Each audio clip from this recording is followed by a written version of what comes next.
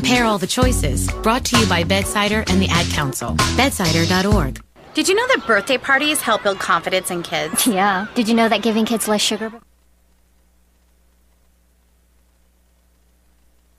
10, 9, 8, 7, 6, 5, 4, 3, 2, 1, 0.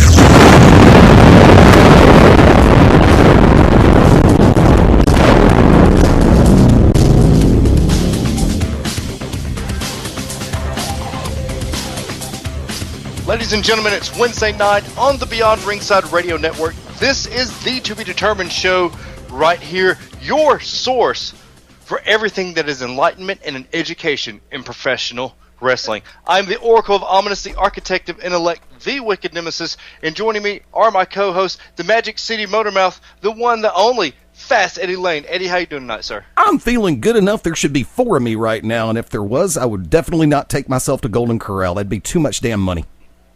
Oh, Lord have mercy on my soul on that. And, of course, our resident world champion, former NWA Women's World Champion, third longest reigning women's champion of all time, the one, the only, Renadell Piledriver, Tasha Simone. Tosh, how you doing tonight, sis? Tasha is in a very Tasha mood tonight, and yes, I said that Customs wrestlers are whoring themselves out for guys to watch their matches at home and jerk off. More about that later. Oh, I see where this is going. Film at 11. Our first guest of the evening tonight, a man that is headlining the Fighting for Aurora benefit on February 24th against the cult indie icon Christian Haim, the one, the only Jason Nesmith. Jason, how you doing tonight, sir? Doing really good. How are you? I'm doing fantastic. We appreciate you coming on. We've had several people on to talk about this benefit. It's something near and dear to our hearts here. For those that do not know, a 7-year-old is fighting a type of leukemia, and you guys have thrown together a wrestling benefit for this young lady. If you will, tell everyone how you become a part of this. Yes. Well, it's very personal for me. Aurora's mother is a longtime girlfriend of mine. We've been dating since I was 15 years old, on and off. They live on the other side of the country, and it's been tough. I've been doing myself, well, at least as far as my part goes, I've been doing a lot of digging into my own pocket to help take care of them and do everything that I can. And Aurora is basically what I consider a stepdaughter, if not a daughter, closest thing I've got. So that's really how I got involved. The minute that I really heard that it had gotten as bad as it had gotten, as far as Adriana, her mother, she was let go. Well, not necessarily let go, but she was put on unpaid leave from her work, and that's when it got to the point that I started paying out of my own pocket and just had to really find some way to help out a little bit more. I've got to the point that I can't really help much more financially, and this is probably the best bet for them all the way around. Now, you are part of a double main event, if you will. Eric the Dragon Andrews will be taking on the Natural Chase Stevens, and you are facing the Marathon Man, Christian Haim. Now, you're known as the winner, Jason the Winner Nesmith. With that being said, how do you beat the Marathon Man? If the penitent man kneels before God, how do you beat the Marathon Man? Well, I'm not going to let him run himself silly, because that's not going to work, obviously. More so than anything, I'm going to step in the ring. I'm going to do what I do. I'm just going to lay him down and get the 1, 2, 3. That's what I've always been good at. I've always been good at getting in, winning, and gritting. That's my style. Honestly, I can't let it go too long. He's going to beat me in endurance. He's going to beat me on the run. I've just got to go in, overpower him, lay him down, and take it. Now, with all this being said, have you done extra cardio? What has been your training leading up to this? Because as everyone knows, when you wrestle Christian Haim, you can go 90 minutes, as you were talking about, or you can go 2 hours, an hour and a half, an hour with this gentleman. That is why he's known the Marathon Man. Is there any special preparations you have taken leading up to this February 24th event? Honestly, I've been in the gym a little bit more. I've been hitting the heavy weights because, as we already know, as I've already stated, and as you just stated, I'm not going to beat him in a race. I'm not going to beat him in the long run. I've got to overpower him. I've got to put him down. My biggest factor in going into now, into this benefit, my biggest goal is to gain weight and put it down on him. So, honestly, my strategy, Mexican food. That's going to do it for me, Mexican food.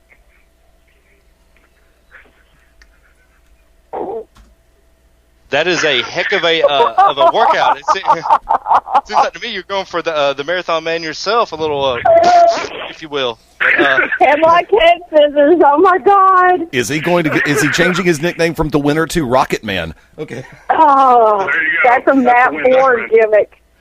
Or the winder. But with all that being said, what is the one match besides your own match that you're wanting to see on this jacked and stacked card? That I'm really wanting to see. I really can't pick them. I can't wait to see Chase Stevens and Eric Andrews go at it, because I've already got confirmation from both of them that they're going to put in everything that they have into the match. So I know for a fact that that's going to go well. I'm honestly, this one's not really advertised the way it needs to be, but the Shane Smalls and Damian Payne match is one that I'm looking forward to, just for the simple fact that I know both of them are technical, strong, hard workers. And both of them have already told me, and they've already told everyone else, that they're going in full blast. And so that's going to be with Damian and his deathmatch style, and Shane Smalls and his actual, former BGUSA tenure.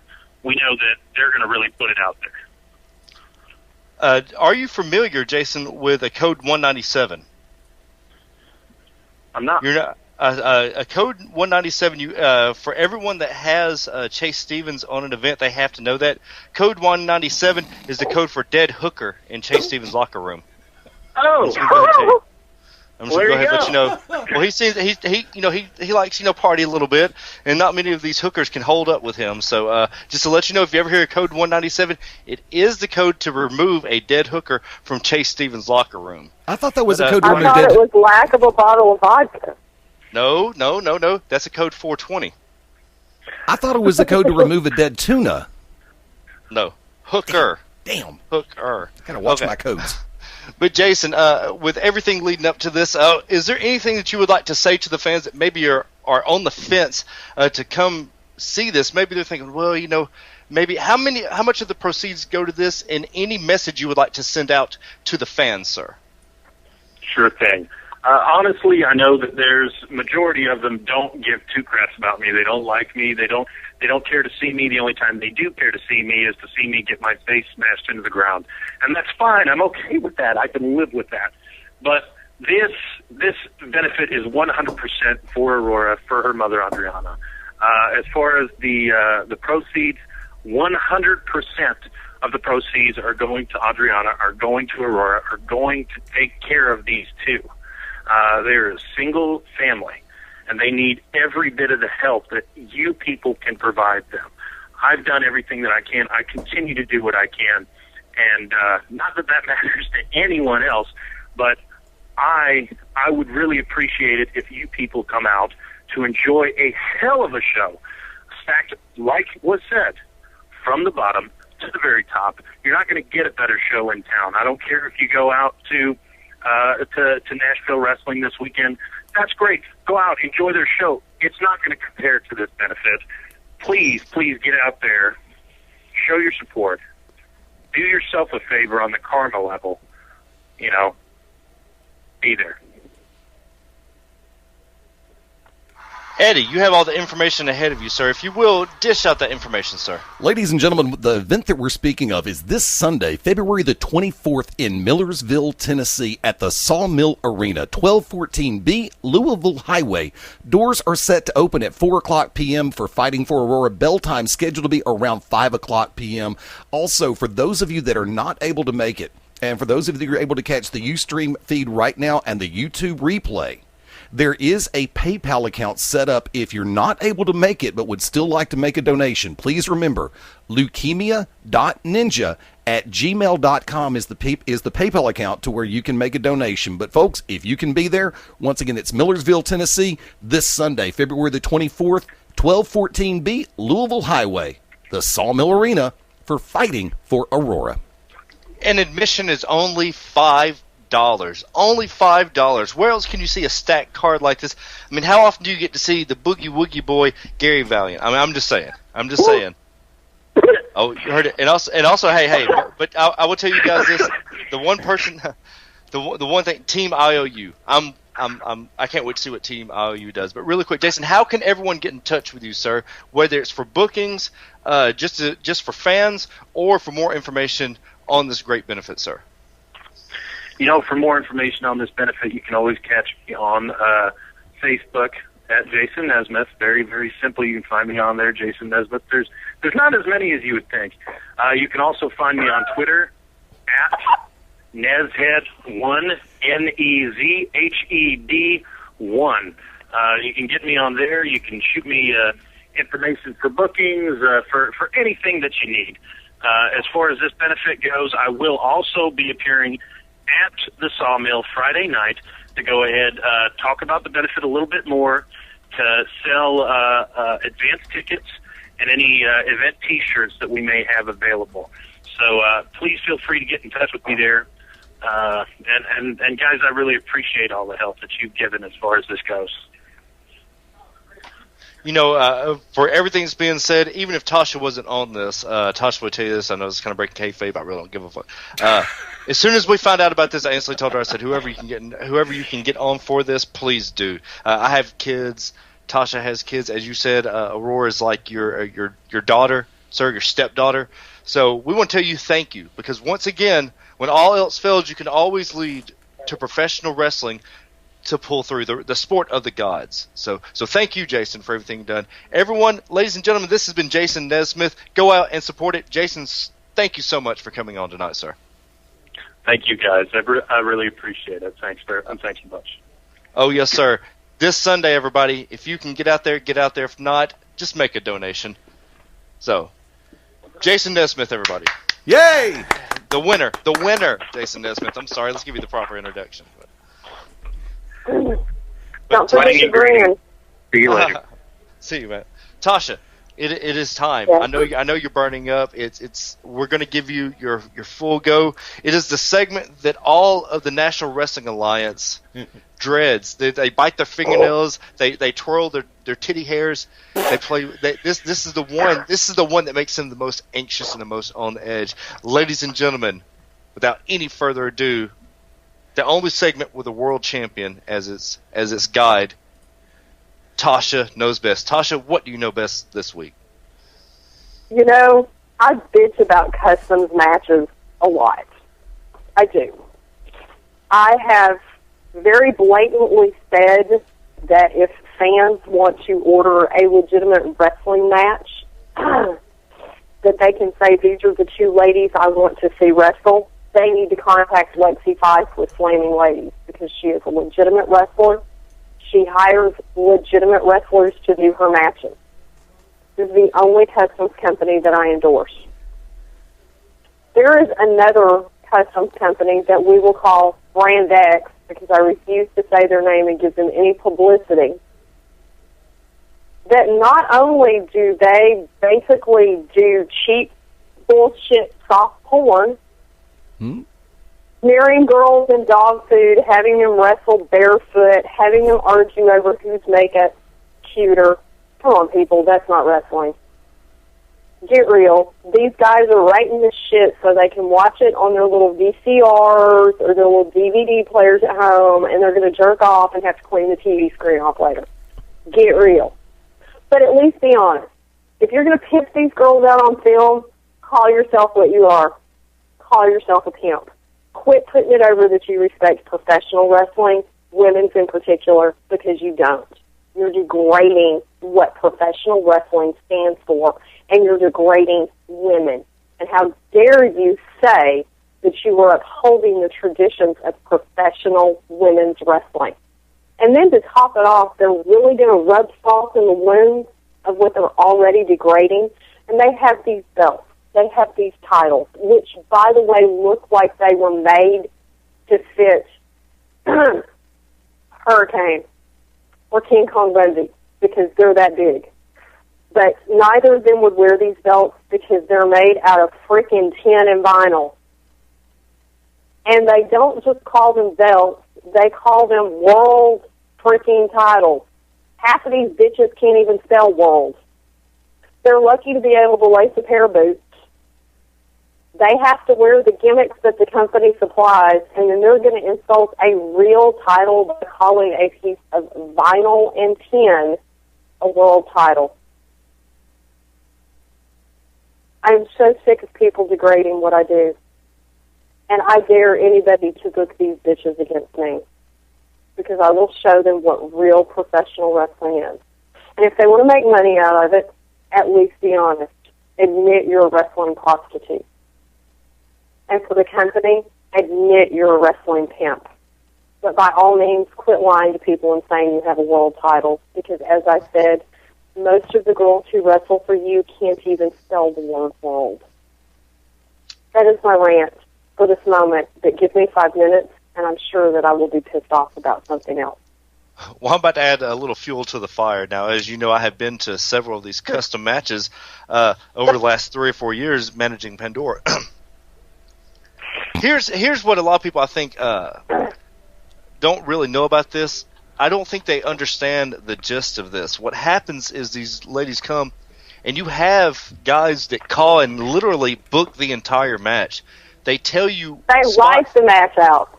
Exactly. They write the entire match. They'll tell you what they want for a finish, et cetera, et cetera. Now, there are some out there that what they consider custom matches are you determine the finish, and that's it. There are some that go out there and tell you do whatever. Angel Orsini is one of those ones that does not do a full drawn-out match. All you do is you pay what you want for the finish. And what happens in between the bell or the bells is all up to the ladies. If you're not comfortable doing something, you're not going to do it. You have your own finish. You do your move set. You do what you feel comfortable with. And then there's some, yes, I have seen some where the only thing you can do is pull hair. I've seen some where one woman just gets beat the entire time. I've seen some that were bikini, where they just wrestled in a bikini. I've seen jello matches. I've seen the dog food matches like you're talking about. I've seen the dog collar matches, which really wasn't, it was like fishing line in between, but I guess it's the visual. And yes, guys get off on this, but Tasha, you know guys get off on what you do almost as much. Well, here's the difference. I'm going to be honest. If they want to buy one of my pictures and take it home and jerk off on it, I don't care. If they want to buy one of my matches that people buy tickets to watch and pop it in their VCR, their DVR, whatever the hell they have at home, and watch that match and jerk off to it, I don't care. Because at the end of the day, I'm still a professional wrestler. They're not telling me what to do in the ring. They are not calling my match for me. They are not telling me, I want you to pin this girl with your ass in her face because that turns me on. That's not what's happening. But these girls and these companies, like Brand X, that I will continue to say because I absolutely will not give them that publicity, even though they have actually been named Wrestling Company of the Year by a couple of websites. How the hell are you a Wrestling Company of the Year when you don't do live events? I mean, somebody please educate me because apparently I'm stupid and don't know. But what they do is degrade women. It's not just about wrestling. They degrade women. They have these girls wrestle in tights and pantyhose because that's what, I mean, like barefoot but in pantyhose because that's what somebody orders. They have girls arguing over whose makeup is cuter. That has nothing to do with professional wrestling. They have these girls bleed for custom videos. That is nothing but degrading a woman. That is a man who has a fetish for seeing a woman get beat up. Those are the same kind of men who are going to go out and rape a woman or try to kill one. And how dare they use what they're doing to make money off of these sick, twisted perverts wanting to get their jollies off by seeing women degraded. And for what it's worth, these women go out and they can wrestle in just 2 or 3 customs matches and make more in 2 or 3 customs matches than they can in 2 years. Thank you. They make bank. Yes, they do. They make bank. Money. But now even I have the girls who can't wrestle. But now even the girls that, who can't wrestle. You are exactly right. But then you have women like Tiffany Rocks and Melanie Cruz and Jazz who go out and do these customs matches, but they dictate what's said. They're like, I'm not doing that. I'm not doing that. I'm not doing that. I will tell you guys right now, Melanie Cruz made Pandora bleed the hard way because that was the saying. She told Melanie, if you're going to make me bleed, you're going to have to beat my ass. And let me tell you something. Melanie Cruz beat her ass, and she got it the hard way. But there's an understanding. And from that, Tasha, you know this, there have been some all quote-unquote women's promotions that only run every once in a while that they see each other and they're like, hey, you know, let's throw together something. It's not going to be a customs match, but it's going to be an all-women's match. And then they're going to sell those DVDs for an exorbitant amount of price because you have all women on it. We know that. I mean, they're out there. And see, and here, I'm actually going to call them out. I'm actually going to call them out because I've actually told Randy Powell, who owns the PGWA, that he's a perv. He may be a closet perv, but he's still a perv. Anybody who demands that girls wear old-school tights, that's their fetish. That's what gets their penis hard. Let's not lie about it. Let's not beat around the bush about it. If you respect women as wrestlers, it doesn't matter if they have a pair of long tights on. It doesn't matter if they have a pair of shorts on. It matters about the talent that they put in the ring. So I'm so sick of these people twisting what they want to do and using, I'm supporting women's wrestling for it. Bullshit. Admit what you are. You're a freaking pervert. And not only are you getting your jollies filming these matches, you're smart enough to make money off of it because you know there's other sick, twisted perverts just like you that are going to buy these matches. So, as I said, and if anybody missed it the first time, I'm going to say it again, so they can get their little penises hard and jerk off while they're watching the matches and then have their maid clean off the TV screen. I have a problem with them calling themselves world champions. I have a problem when any promotion, any indie promotion, has a quote-unquote world champion. Eddie, how many times have I called the Unlucky Charms the GCW world champions? Never. Never. You're not going to hear it. We're not world champions. We're GCW tag team champions. This is something too. How can you have a champion that the belt is going to the highest bidder? That's not having a champion. It's not giving any credibility to anyone holding a belt. I say all the time, and some smartass tried to pop off about it to me on Facebook today, and I guess he didn't like what he got back, that I say belts don't mean anything. Belts don't mean anything until a wrestler makes them mean something. And when you have people like this, these girls are not wrestling at live events. There is, I won't say there's a predetermined winner and loser. There's a predetermined match. This isn't real wrestling, people. This is acting. This is acting more so than what you see, God forbid that I'm going to say this, on Monday Night Raw. Some of this is, I won't say Oscar-worthy bullshit because they're really horrible. But hey, guys get their jollies watching fat girls beat the hell out of each other. Whatever. And not just fat girls, some of them are fat and ugly. But whatever. Eddie, you got an event you want to plug really quick, sir. Yeah, matter of fact, for those who actually enjoy real women's wrestling, not what we're discussing here, on March 1st in Cleveland, Ohio, from the legendary Turner's Hall, 7325 Guthrie Avenue, Absolute Intense Wrestling, AIW presents Girls Night Out 8, and it is their first ever pay-per-view offering Ladies Night. The entire card is ladies matches. AIW Women's Championship match, AK-47, Allison Kay takes on a mystery opponent. You've got Kimberly, Athena, Vita Scott, Leva Bates, Crazy Mary Dobson, Antisocial, Sassy Steph, Taylor Made. You've got a lot of great on a live pay-per-view event on Friday, March 1st. So, for those who want to get out of the house and catch the real thing in a real venue, that's where you do it. If you're anywhere near the Columbus market, I apologize, Cleveland, Ohio. I miscalled the city. My bad. 7325 Guthrie, Gutrie Avenue in Cleveland, Ohio, for Absolute Intense Wrestling. Like I said, you want to catch the real thing? Get your ass out the house, go to a show, or catch it live on pay-per-view. And here's the funny thing: 3 of those women you just named off do customs matches. Well, see, here's the thing, and this is I'm gonna interject this real quick. I blame promoters. I blame legitimate promoters because of the fact that they think that they can get a women's match for undercutting the price when you've got women who bust their ass just as hard, if not harder, than a ton of the guys in this business. Sorry, I'm telling the truth on this, and we all know this. They think they can get a ladies' match cheaper than a guy's match, and the thing about it is the women, a lot of the times, work harder to make that match. I agree with that, Eddie, but here's the flip side to that. Here's the flip side.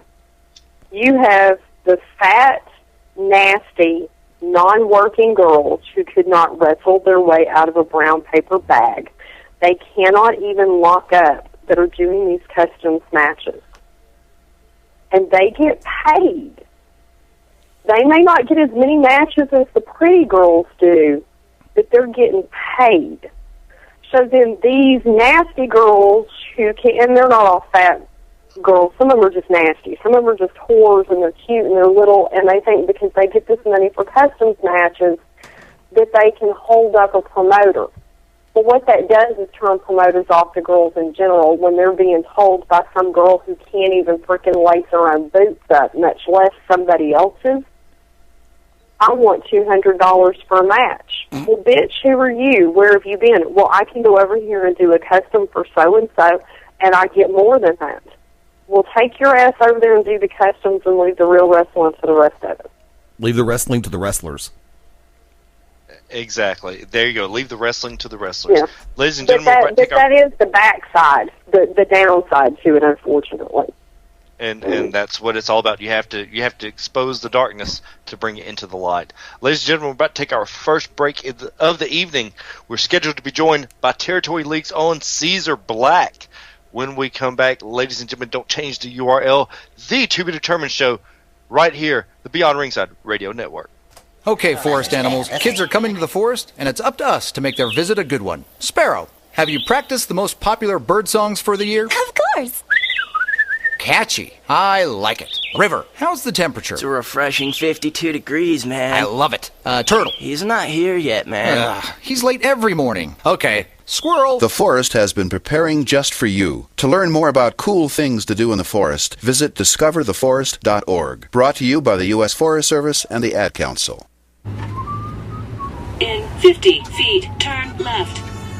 Why are you driving so slowly? After a few drinks, I'm taking it slow. Well, you're not fooling the cop behind you. What? Get ready to pay in 0.1 miles.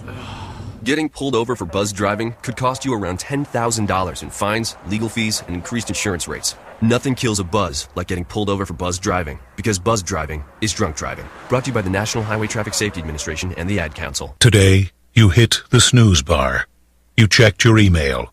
You checked your fantasy football team. You rejected an insulting trade offer. You ate your lunch. You did all the things that one normally does the day before a 175-mile-per-hour hurricane blows through your city, leaving it in a state of ruin. You never know when the day before is the day before. Prepare for tomorrow at ready.gov/today. Brought to you by FEMA and the Ad Council.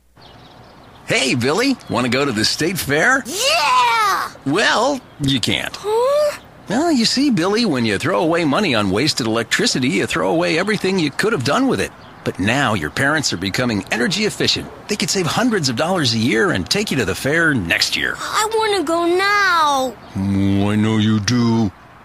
Saving energy saves you money. Learn more at energysavers.gov. Brought to you by the U.S. Department of Energy and the Ad Council. Welcome to today's lottery drawing. And today's winning numbers are not yours, not yours, and another number that's not yours. And the final number is not yours. When it comes to having money, don't rely on luck. Brew your own coffee at home instead of buying that latte. Brown bag it to work instead of ordering it. Go to feedthepig.org for more free ideas on how to save. Feedthepig.org. This message brought to you by the American Institute of Certified Public Accountants and the Ad Council. This year, firefighters like Fire Chief James Hall will battle wildfires around the country in hopes of containing them. But firefighters can't do it alone.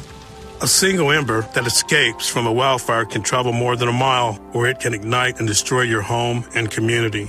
Get fire adapted. Learn simple steps you can take now to reduce wildfire damage later at fireadapted.org. A public service message brought to you by the U.S. Forest Service and the Ad Council. Learn more at fireadapted.org.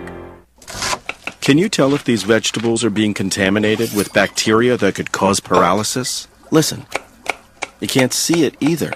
Use different cutting boards so that the bacteria in raw meats and seafood and their juices doesn't touch prep surfaces for other foods like veggies. Raw food may contain bacteria that can make you very sick, or worse. Roughly 3,000 Americans will die from food poisoning this year, but you can keep your family safer. Check your steps at foodsafety.gov. Brought to you by the USDA, HHS, and the Ad Council. Are ye plagued by foreclosure? Well, here at Jim Ladd and Matey, we can stop your foreclosure now. We're a mortgage rescue company, and for the small fee of everything you hold dear, we will negotiate with your lender on your behalf. Call Jim Ladd and Matey at 1-800-YAR-YAR. That's 1-800-YAR. YAR. If you're facing foreclosure, talk to the right people. Speak with HUD-approved housing counselors free of charge at 888-995-HOPE. Brought to you by NeighborWorks America and the Ad Council. Drop School Day students community. High 7 the classroom, 1,000 America attendance. Quit variety, they have reasons. Job like to get. Baby raise a. Relative help an elderly. Happening local on, it's a level. Catastrophe, it's a national. 7,000 high school students drop out every school day. It doesn't make sense to us either. We can keep students in school. Visit boostup.org and take the first step. Brought to you by the U.S. Army and the Ad Council. Hi, I'm Al Roker. Let me tell you what's happening in your neck of the woods. Right now, 1 in 6 Americans don't know where their next meal is coming from. These are our neighbors, friends, our co-workers, but we can do something about it. Visit feedingamerica.org/hunger and find the local food bank in your community. I'm Al Roker, and together, we're Feeding America. A message from Feeding America and the Ad Council. In the wake of a disaster, what one thing can you send that will help people the most? A blanket, a tent, a sandbag, a doctor. Actually, if you send a monetary donation, you send all these things. Even a small donation can make a big impact and can quickly become exactly what people affected by disaster need most. Want to help those affected by Hurricane Sandy? To donate, visit sandy.adcouncil.org. That's sandy.adcouncil.org. Brought to you by the Ad Council. Welcome back to Science Today. And the next caller is 9-year-old Philip. Hi, well I know the molecular formula for glucose, C6H12O6, and the general formula for an alkene is CnH2n plus 2, but I can't seem to find any scientific formula for Bob. Bob? My goldfish. Are you ready for kids who eat healthy? Good nutrition can lead to great things. To find out how a healthy lifestyle can help your child succeed, go to mypyramid.gov. Brought to you by the Ad Council and USDA. So, I'm a dog, and I just got adopted by this new human guy, and I'm starting to wonder how he got along without me. I mean, okay, something as simple as walking around the block. He's got this leash thing, and he puts me on one end and him on the other, and I'm just taking him around. I think he's afraid of getting lost. Without that leash and me guiding him along, I don't think he'd find his way back home. But it's kind of cute. A person is the best thing to happen to a shelter pet. Be that person. Adopt. Brought to you by the Ad Council and the ShelterPetProject.org. Hi, this is Carl Edwards here for RAD, the entertainment industry's voice for road safety. You want to make a difference? It's simple. Be responsible. Plan ahead. Designate before you celebrate. Friends don't let friends drive drunk. Baby, you can drive my car. Yes, I'm gonna be a star. public service message brought to you by the U.S. Department of Transportation, RAD, the National Association of Broadcasters, and the Ad Council.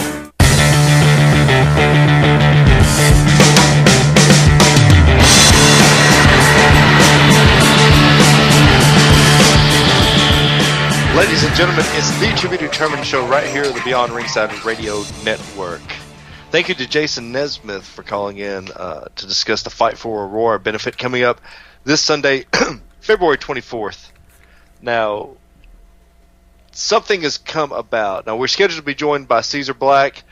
Caesar, it is 7:30 in California, so my man, it's hectic on the West Coast. But there's something I want to ask you both. And Tasha, I know you don't watch Raw. I know, but I want to ask you something. Jack Swagger. Who's that? My boy Jack Swagger. Jack just got Dutch Mantel as Zeb Coulter as his manager. He's doing what I call a Tea Party conservative version of himself, a damn near racist version, one of those, they took our jobs type deal. Jack Swagger was arrested last night with DUI and possession of marijuana. I don't believe in pushes. Everybody makes their own path with your career, whether they believe it or not. Tasha, what do you think about somebody? Same thing happened with RVD. The man is supposed to be going and headlining WrestleMania. RVD was the ECW champion, the undisputed champion at that time. Getting caught with marijuana, getting caught with DUI, probably going to be just completely stopped any momentum he had. What are your thoughts on this? How do you feel about these guys and girls that do this? Because it happens all the time. Well, I'm not trying to be Steve Austin, but this really is the bottom line. Whether we like it or not, we are in the public eye. That means that children are going to look at us as role models. Now, Steve Austin went on TV and it showed that he drank beer. That's fine. Beer's legal. It also showed him being like Johnny Paycheck and beating down the big bad boss that was trying to keep a sit on everybody. So what Steve was showing people to stand up for themselves, even with the beer. But that's in front of the cameras. People are taught that this is make-believe now. Professional wrestling is not always make-believe. What we show to our public, whether we are on an independent wrestling card or whether we're on weekly TV for WWE, TNA, Ring of Honor, whatever, we need to keep in mind that people of all ages look to us to set some form of an example. Our country has absolutely no moral value at all as we speak. To further go out and say, I'm going to blow my career by getting busted with drugs. And I will say this openly, I do not smoke, but I do believe that marijuana should be legal because it's going to grow whether somebody cultivates it or not. I don't believe that the government should be able to control something that's going to grow no matter what. It's different than making opium from a poppy plant. It's totally different. You don't have to process it, it's just going to grow. But it is illegal. So not only are you showing these kids of various ages, you can do whatever the hell you want to, screw the rules, but you're also showing them that you have no respect for the great opportunity that's been given to you. And on top of that, this could very well hurt Dutch's opportunity with the WWE because that was his specific niche. And I think that it's very disrespectful, and I think that it is a pure shame. There is a word that has been thrown around on the internet, on dirt sheets, and everything else in professional wrestling for a very long time called kayfabe. It means keep people from knowing. Keep an effing secret. You want to get drunk? Do it in secret. You want to smoke pot? Do it in secret. Unless you're wicked talking about doing it on air. But he's not driving and he's not getting busted, so it's okay. But my point is, this kid just showed people not only that he didn't give a shit about the law, but also that he didn't give a shit about the opportunity that he's been given. And it's really a shame. Eddie, your thoughts on this? I have two positions that I'm going to take in contrast, not contrary, but contrast to what Tasha just said. The second thing that crossed my mind was, in this day and age, considering the factor of the gimmick that he's running, if he was driving a Japanese car, drinking a German beer, smoking Jamaican weed, then I'd be pissed. However, if it's a Chevrolet, a Bud, and Cali Con Bud, then I'm okay with it. Buy American first. And that's the easy way to put a semi-comedic, and I do mean semi-comedic spin on it. But I'm also going to look at this. How many others in WWE have been given second, third, fourth chances? How many people on their roster, even after their vaunted wellness policy has been put in place? How many people have been popped for something like Herb? More than one or two. So, considering the fact that they are headed straight into Mania, I'm not saying forgive him. I'm saying we got 46 days left until Mania. Jack, voluntarily go to rehab for 30 days. Let Dutch carry the ball. Something of that ilk. But by the look how that worked for Tammy Stitch. You can't gauge every circumstance off the results of just one situation, no matter how good or bad it was. And here, honestly, what I'm saying, Eddie, I really don't give two shits whether Vince keeps using him or not.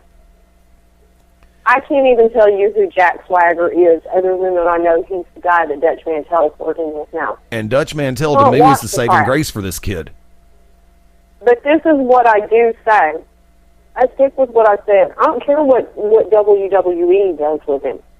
I care about the fact that whether any of us like it or not, the image that we set forth in the public is something that children and young adults of various ages look at. True. Charles Barkley used to say all the time, I shouldn't be a role model, your parents should. And that's true. But our culture... However, we're still role models. Our culture... We still are. We have perverted our culture to the point where we look outside of our homes for our role models. We don't look at mom. We don't look at dad. We look at people who are on television. We look at reality TV whores. We look at people who are in the athletic field. I'm sorry. Look, I'm a huge Alabama fan. Bear Bryant was not my role model. My dad, my grandma, my mom, dad, and my grandparents were. And if you have to look outside of your house to find that role model, then you're obviously not opening your eyes correctly. But by the same token, we are put in that role. People who want to enter into this profession, into the sport of professional wrestling and the industry of professional wrestling, they look to all of us in different regards. They look to you as a wrestler. They look to me as an announcer and the authority figure as commissioner. They look to the Wicked Nemesis as one of the best managers on the planet. They look to us. We set those examples by what we do inside the venue, but we also set the examples by what we do outside of the venues. That's one of the reasons. That's one of the reasons why I cut back on my drinking, and the state of Alabama decided to get out of the alcohol business, because I went on the wagon for 6 months, which is almost true. But we do set those examples, and that's sad. I don't want to be a role model for anybody, but I understand the fact that I have responsibilities when I step outside my house. As a business person, I have responsibilities. I have to set the right public image because I do a lot in the public eye. Why do you think that first night that I dropped that first F-bomb here on TBD, that it created such a stink on Twitter and Facebook? It's like, holy crap, Eddie said the F-bomb. Because I don't normally do that in this environment. And I got a lot of flack for it, and I still said it again.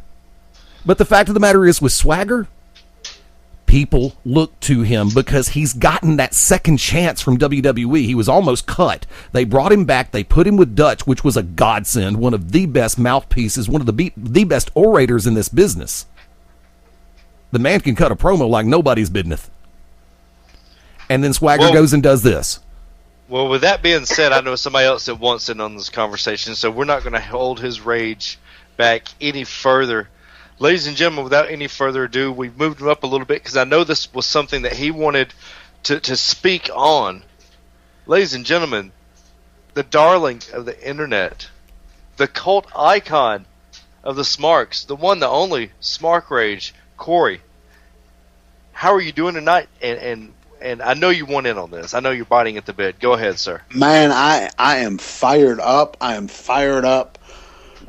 Let me start out with saying, for those who believe, no explanation is necessary. For those who don't, no explanation will do. So, I'm a giant wrestling dork, love wrestling. So before this whole Jack Swagger thing broke, I was looking up a quote by Johnny Valentine, the late great Johnny Valentine, the father of Greg the Hammer Valentine. And he said, I can't make them believe wrestling is real, but I sure can make them believe I'm real. And in the next breath, the Hollywood Reporter, which is a newspaper in Hollywood, did an article about Jack Swagger and this racist character he is portraying. That they went out there and they basically was wanting to. They didn't know if the character he was portraying was real or not. The same people who look down on pro wrestling, how it's fake. Okay. With that being said, Jack Swagger, you are a goddamn idiot. Like Eddie was just saying, and they were saying before, you got a second chance, maybe a third chance to come back, and you won the Elimination Chamber. You got probably the biggest. Would you guys say this is his second biggest push or his first big push? His second. Do you consider that world title run he had? Yeah, the world title run. Hell yes. The world title run. The title that he lost, and they had to let him use a replica belt because he left it on the airplane. That's a push. If I see, that's the thing is what is a push? Really, what is a push? Does that mean that somebody is allowing you to be yourself? Does that mean that somebody is putting you in positions? You did that on your own. Really, all it is somebody notices you, is like, hey, you know what? I can make some money off this guy. Let's go. I don't really consider a push, but I understand what you're saying. But if you're talking about pushes, this really is his second. Yeah. So remember, he spiraled out of control and didn't win for a while. Remember that? Go ahead. I do. So after the Hollywood Reporter made their statement, the WWE came out and said that the WWE has, I'm just paraphrasing, has a long history of fictional characters that serve as protagonists and antagonists, no different than any other TV show or film and all that good stuff. So the Hollywood Reporter, they didn't know the deal. Jack Swagger is an absolute idiot. Whether he gets fired or not, I feel bad for him. I feel bad for Dirty Dutch Mantel. After losing his granddaughter last summer, the guy seems to be trying to get back on his feet. Got a nice little one more run with WWE forever, however long this lasts. But Wicked Nemesis, and I'm going to put this question to you guys that are in the business. And I've said this on Twitter, and I got really a bunch of flack for this because it was just marijuana. Now, let me say this. I'm not a proponent of marijuana. If you want to smoke marijuana, that's your business. If you want to drink, that's your business. I don't smoke marijuana. I rarely drink. But if you're in this position, people like Tasha Simone, Eddie Lane, Wicked Nemesis, and every other indie wrestler, I will say throughout the world, have probably one of the biggest pushes in their career. Guys that have been in the business that never get to this point. that would do anything to just get a minute opportunity to get that break. And here you got a guy that just fucked it up. I have a problem with him. I have a problem with the drunk driving. I have a problem with the DUI. Now stop. It wasn't DUI alcohol. It was DUI other substance per Ryan Satane for TMZ. Right. So here in Atlanta, I'm a bondsman. There's a charge called DUI drugs. That makes it just as bad. And somebody goes, well, he didn't kill anybody. He didn't hurt anybody. But what happens if he had somebody in the car and he wrecked the car and he killed himself, or he killed whoever was riding with him, or he hit an innocent bystander? Consequences, whether you are a pro wrestler, an athlete, a famous person, or somebody, if you drink and drive, whether you're under drugs or alcohol, you're an idiot. Yes. And I'm not saying that the guy deserves, and I'm not saying that I'm holier than this guy, or Wicked, or Tasha, or anybody else that's on here. All I'm saying is, if you want to fucking smoke weed, wait till you get back to the hotel, man. Don't do it when you're friggin' on the road where... Or... God knows if there's a damn fucking a roadblock. I'm not saying that they should fire this guy. WWE policy said if they're caught with drugs, they're subject to termination if they wanted to. And this guy's got to. Another thing is, when you do stupid bonehead stuff, it doesn't just affect you. It affects everybody. It affects people he was working with. It affects the company. It makes the company look bad. It makes him look bad. It makes his wife look bad. He's a father. I mean, it's just a bonehead move. Now, I think the moral of this story is never carry around more than you can't eat. True. And if you do, make sure to have some Dale's seasoning sauce with you. Great for steak, chicken, and seafood, and hellacious on herb. Hello. Let's just say they suspend this guy for 30 days, okay? Well, where does that leave him for WrestleMania? Let's say they suspend him now. He'll possibly be back for WrestleMania, but his push has stopped. The idea of pushing a guy is, no, I'm not in the business, so correct me if I'm wrong, people who are in the business. You're wrong. Well, probably so. The idea of a push is to give somebody, you're trusting somebody, a guy that's proved himself, and you're going to trust him with this. To make you money, yeah. To make you money, good, bad, or indifferent, and it's just, let's say Swagger was to make, $400,000 for his WrestleMania, his WrestleMania day. Here's a guy that just potentially fucked himself out of the biggest payday of the year, and people that were, and people he was working with, and so it's just your bonehead move just cost people a bunch of money, and not to mention the wrestling fans. Guys don't think about that. Most people would buy the WrestleMania because of one or two matches, and I was happy he damn got a push. I was shocked that he won the Elimination Chamber match. But I was like, okay, let's get behind it. And another thing is, people were pissed about his racist character. Like, oh no, we're mad that, hey folks, I said this last week. You guys want something edgy, and they're giving you something edgy, and you're pissing and moaning. Thank you. Well, what about the Nation of Domination that didn't like white folks? Yeah, but that was in a different genre of the business, where the business. Oh, that's right. That's before we had Obama in the White House. Oh God. No. What it is? First of all, Fox News is pissed because they use the last name Coulter, like Ann Coulter. Second of all, WWE, if they were smart about this, you know what they would do? They would come out and they would have Jack Swagger and Zeb be like, "What's wrong with marijuana? It's you people that make it bad. Our forefathers grew hemp. Our forefathers smoked weed.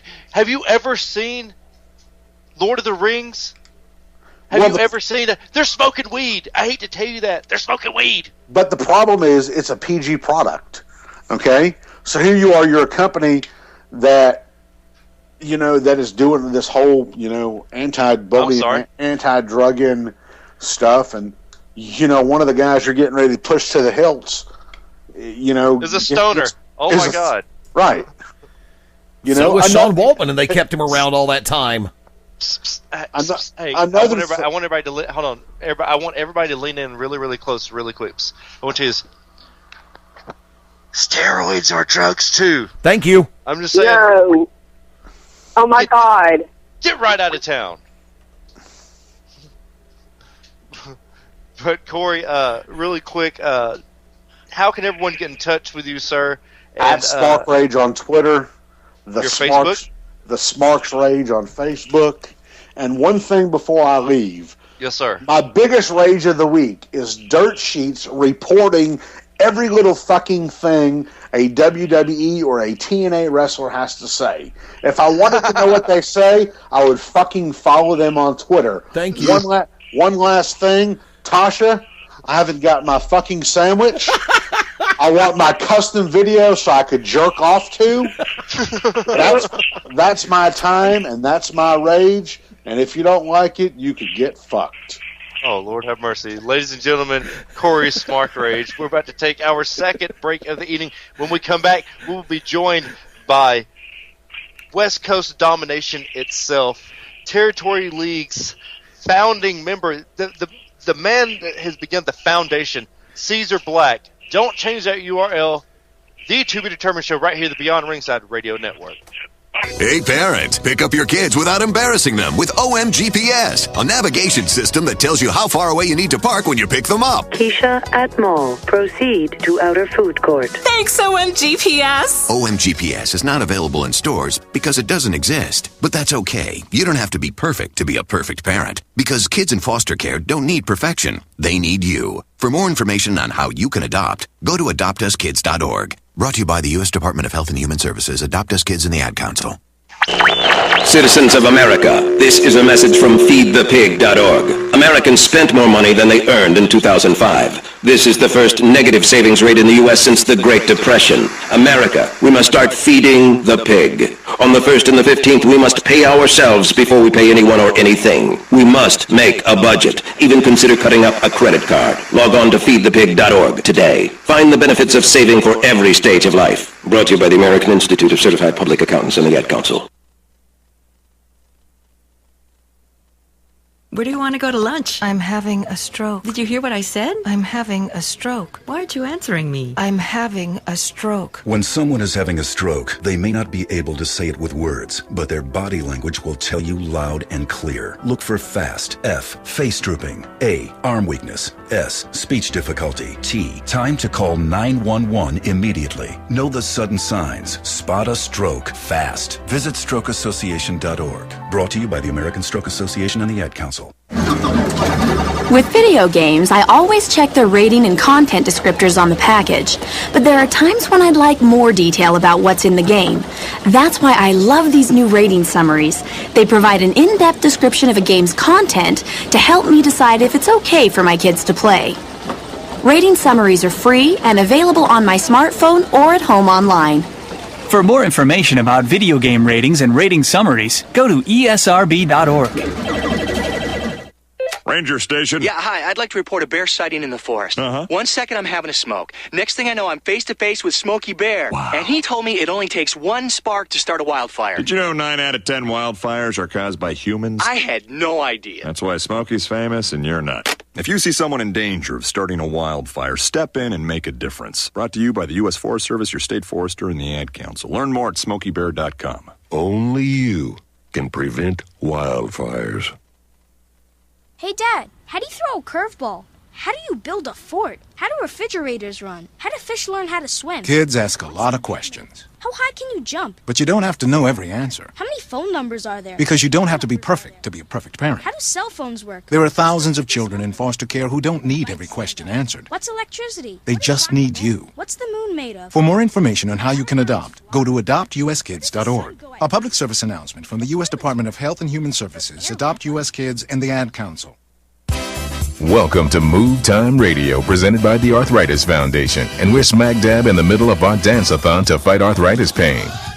Me, I've been grooving for 10 hours straight, baby, but I'm a boogie machine. See, movement is just one of the ways to help fight osteoarthritis pain. Another is weight loss. You get rid of just 1 pound. That's 4 pounds of pressure off each knee. For more information on managing pain, visit fightarthritispain.org. Then meet me on the dance floor. This message brought to you by the Arthritis Foundation and the Ad Council. Monsters could be living under your child's bed or in the bathtub. For a child with asthma, it can seem like monsters are everywhere. Because something as innocent as a teddy bear could trigger their next asthma attack. But there are simple ways you can help, like putting stuffed animals in the freezer to kill dust mites and drying bath toys to prevent mold. Learn more at noattacks.org or call 866-NO-ATTACKS, because their next breath is in your hands. Brought to you by the EPA and the Ad Council. The odds of becoming a signed artist and having 3 #1 albums? 1 in 100 million. The odds of going on to win 6 Grammy Awards? 1 in 1.4 million. The odds of this performer having a child diagnosed with autism? 1 in 88. I'm Toni Braxton, and I encourage you to learn more at autismspeaks.org/signs. Autism Speaks. It's time to listen. Brought to you by Autism Speaks and the Ad Council. Hi, I'm Amanda Pete. Like all new parents, my husband and I want what's best for our baby. When it was time for our daughter's immunizations, we wanted the facts. So we carefully researched vaccines. We spoke with doctors and other experts and asked some tough questions. We decided that vaccines were the best thing for our child. I urge you to get the facts. Learn the facts about vaccines so you can make the best healthcare decisions for your family. Thank you. A message from the American Academy of Pediatrics and vaccinateyourbaby.org. Remember when your neighbor found us naked in the car, and the time some outdoor action got us kicked out of the park, getting frisky in the dark. I gave your eye a poke. Think the dog is in the bed too. I smell smoke, you and me. We never, ever, ever give up. You didn't give up on sex. Don't give up on birth control either. There are more methods than you think. Visit bedsider.org to compare all the choices. Brought to you by Bedsider and the Ad Council. Bedsider.org. You are a waste. A loser. Everyone hates you. Why don't you just stay in your car and keep driving? I'm serious. Drive until you run out of gas, then get out of your car and walk until you find someone who doesn't think you're dumber than bricks. Could take a while, but at least all that walking might burn a couple of calories. You may not witness bullying like this every day. Your kids do. They want to help, but they don't know how. Visit stopbullying.gov to learn safe, simple ways your child can help stop bullying. Be more than a bystander at stopbullying.gov. A message from the Ad Council. Every day I wake up at 5 to give Dad his medicine. Every day I wake up at 5 to give Dad his medicine. At 6 I make his breakfast. Every day I wake up at 5 to give Dad his medicine. At 6 I make his breakfast. At 7 I shower. Every day I wake up For at those 5. caring for a loved one, we hear you. That's why AARP created a community to help us better care for ourselves and the ones we love. Visit aarp.org/caregiving. Brought to you by AARP and the Ad Council.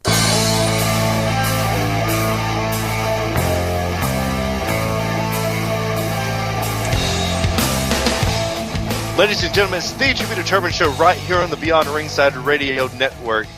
Ladies and gentlemen, without any further ado, this is the part of the show where we need to throw up the parental advisory, because it's about to get very, very truthy in here. And Stephen Colbert, he loves this man. This is Stephen Colbert's favorite manager, my brother from another mother, West Coast Domination himself, founding member of the Territory League, and now the foundation, the one that only Caesar Black sees. How you doing tonight, sir? Yo, what's up, man? It's been too long. It's been too long, bro. Oh, yes, sir. Yes, sir. We're just going to dive right into it. You've been causing quite the stir out in Territory League now. So what is going on with the foundation? The foundation is it's actually the foundation for a better tomorrow. I think that pro wrestling needs a better tomorrow, and I'm putting together a little unit that's going to bring a better tomorrow. We'll call this the foundation because we're going to build and be pretty much unstoppable by the end of the year. You're going to hear a lot about us. Now, you were one of the men on the forefront of Territory League, and you were a man that was, no stranger to controversy. How can you top everything that you've done so far now completely, with a better tomorrow, sir? I'm looking at, the problem with wrestling is, unlike the rest of the animal kingdom, when old dogs and old lions are, time to be put out to pasture, they leave. Wrestlers, they don't leave. They just keep wanting us to respect them and give them money and limp and cripple their way into paychecks, and I'm kind of sick of it. You know what I mean? It's a spot thing. I come from the hood. When you want a block, you have to pop them off the block and take their spot. And a lot of guys need to be taken off the spot. They're not interesting anymore. They're boring. And I'm not really a nostalgia guy. I was never really big on nostalgia. So I'm going to be looking to take out some legends and just and really just kind of put my foot where their foot used to be and show people that their time is over and my time's now. Now, I know Adrian Bonner, the boxer, a good friend of yours, has been hanging out with you. He actually kind of, I don't know, really stole, but you were nicknamed the Problem for a long time because that's what you do is cause people problems and getting the job done. How do you feel with all the success that you're doing and with Adrian doing, and now here you are completely reinventing and turning Territory League on its ear? Can this be done?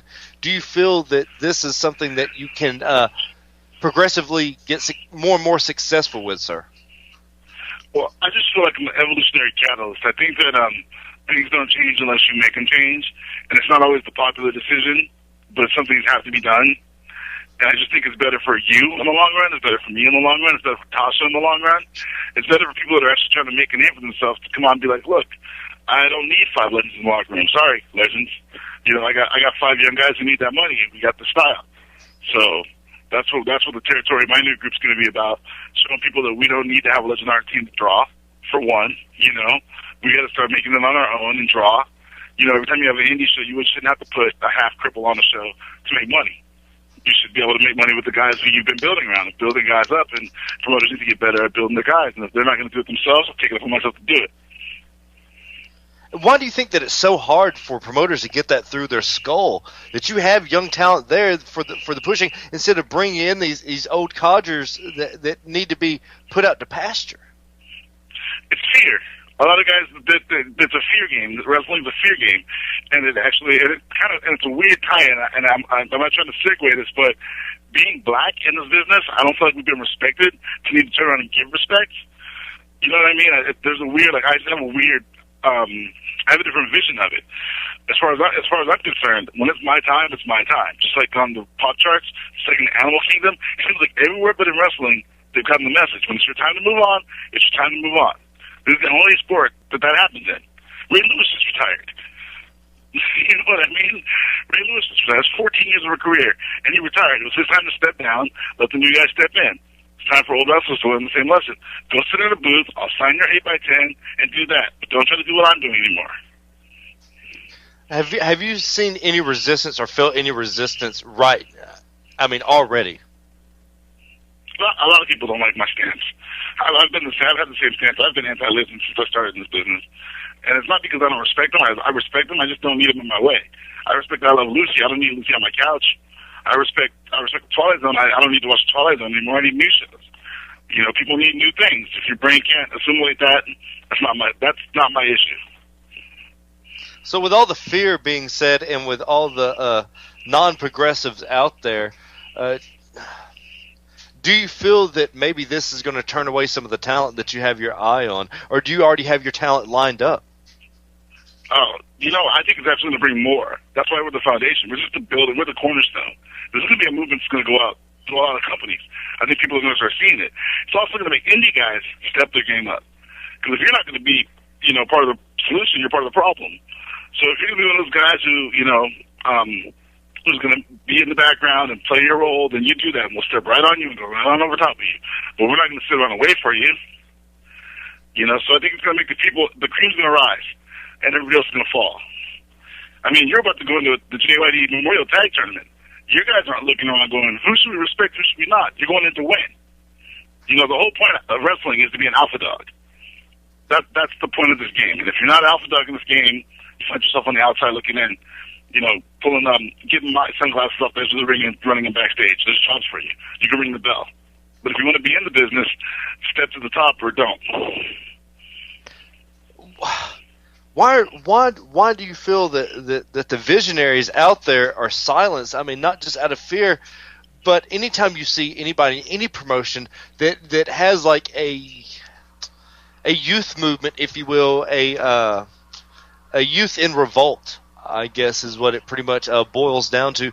Why is this always shunned? Is this almost like a communistic or fascistic type of hierarchy that lays before all of us? Well, I'll tell you, two things are happening in the wrestling business that kind of just are kind of an anchor around the neck. One, you have kids who rather do acrobatic, jumpy, flippy flip instead of actually getting to the gym, getting in shape, looking big, and punching each other in the face.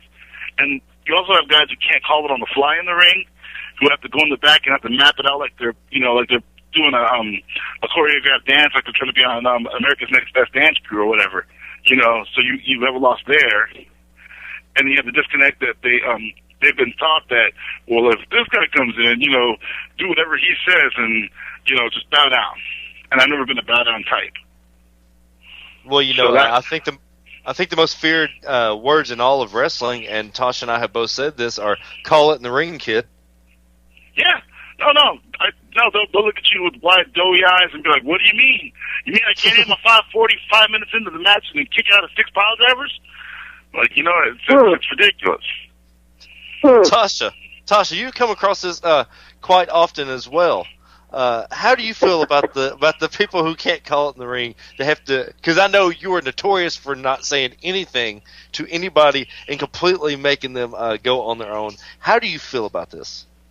Buy a ticket. Learn how to wrestle or buy a ticket. That's what I think. If you want to do choreography, buy a freaking tutu or some tap shoes. That's right. That's exactly right. Get yourself a tutu and some tap shoes. Yeah, I'm a wrestler, and I get so sick of seeing these things. And I understand what Caesar's saying about these older guys that need to be pushed out of the way. Unfortunately, we're talking about a lot of catch-22s tonight about a lot of the topics we're saying. There are so few young guys, and I'm not saying there's not any that can't, because there are young guys who can go, that can actually wrestle. But there are so few young guys who can call it in the ring or even follow it in the ring. And there are still some old guys who leave it all in the ring. So there's a fine line that you have to walk there to be able to get the absolute right combination to run an absolutely perfect, successful event. Yeah, I was going to say, Caesar, now you ruffled a few feathers not too long ago. You have a very successful, very entertaining vlog, a very insightful vlog called The Blacklist. Now, with that being said, you said that, I do believe it was, Vince McMahon hates black people. I stand by that 100%. I've always said that. It actually, what got asked to me on Twitter was, would I ever go work for the WWE if the opportunity came? And I said, first off, no, I work for territory leagues. And second off, I don't think I could work for Vince McMahon. Just the way that I've actually seen his presentation of African Americans in this culture, there's no respect. There's not a lot of respect or sensitivity or even understanding.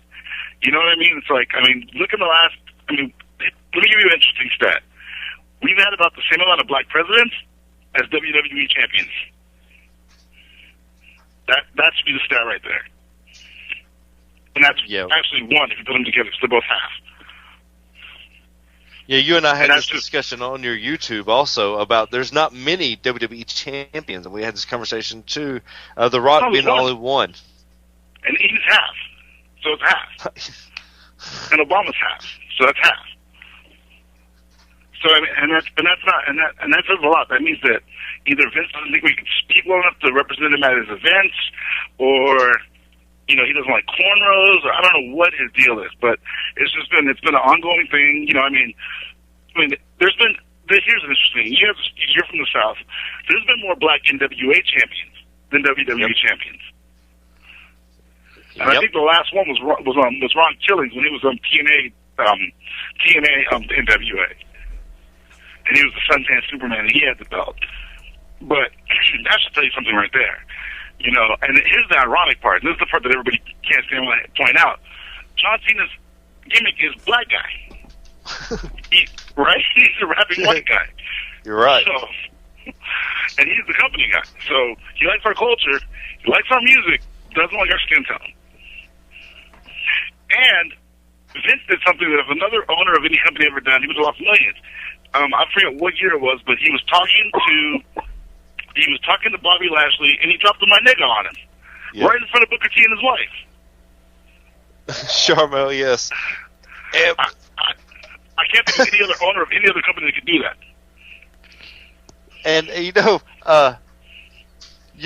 you being an African American, black, what have you ever encountered any racism? Because you're on the West Coast, pretty liberal. Have you seen it, or has it been? Because it's very, very prevalent here in the South. Let me tell you, it's very prevalent. Have you encountered any on the West Coast? Without going into too much, Frank Murdoch and Donovan Morgan are probably two of the most racist guys in the world, and that was actually the school I was going to. But they're I call them sneaky racist. Like, they'll be cool to you in your face, but you can hear the jokes when they're not. If you happen to walk by the office, you'll hear M-moms all through the office, but they won't say it to your face. So I call them sneaky racist, but they're racist. But not in the business. Luckily, I've been with the Samoans the whole time, so it really doesn't fly with them. I would think not. But you and I have had this discussion, and I want everyone to be involved in this discussion. 205-316-9900 if you want to get involved in this, or tweet us at the TBD Show. Zeb Coulter and Jack Swagger, and Ricardo Rodriguez and ADR. Abraham Washington, his Kobe joke, it seemed like they were going to get away from managers once again. How do you feel about this? Yeah, go ahead. I think it started with Vicky. She kind of brought it back. Yeah. I think the success Vicky had actually helped kind of smooth it out. I got to say one thing about Zeb Coulter. That shit is scary. I'll tell you why. Because wrestling fans, and I know you're going to even want to say this, are not that bright. And they believe a lot of what gets said, and he says some stuff that I think it's just scary. Like, I don't know if that's the route to go. There's a lot of tension already.